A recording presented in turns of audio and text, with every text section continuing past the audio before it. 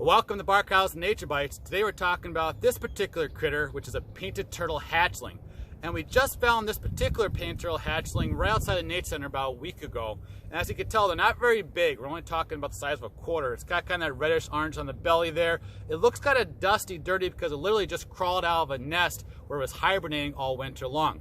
So painted turtle adults, they're going to be laying their eggs last summer, about May through July typically, and sometimes the painted turtles will have 1 or 2 clutches of eggs. So some turtles will lay eggs in early May, mid-May, lay another batch of eggs later in the summer, and there's about 4 to 10 eggs typically per nest. The nest itself is about 6 inches underground, 4 to 6 inches underground, and it really likes loose substrate, easy to dig kind of soil areas, so like gravel, sandy areas, just like this is actually perfect for them. So eggs that are laid early in the year, so in May, June, they're going to hatch about 2.5 months later, about 72 to 80 days incubation time, then they're going to hatch. And those hatchlings will crawl out of the nest and head out to a wetland. Now, eggs that are laid later in the summer, so we're talking like in July, those eggs will hatch 2.5 months later, but are not going to leave the nest. They're going to stay underground in that same nest, hibernate there, and come out the following spring. And those eggs that are laid later in the summer do have a little more fat and oil with the egg that basically helps this turtle give it some energy source when it's hibernating. So there's a couple of reasons why they think they do this. One, by not crawling out later in the fall, they're not as likely to get picked off by a predator. Another thought is that these young hatchlings really aren't well suited to survive hibernating in the wetland like the adults do in the wetlands behind me. So that's a couple of thoughts of why they do this. They just stay there for the winter. Now the other thing is that these turtles, it's really amazing how they can survive just a few inches below the surface of the soil here.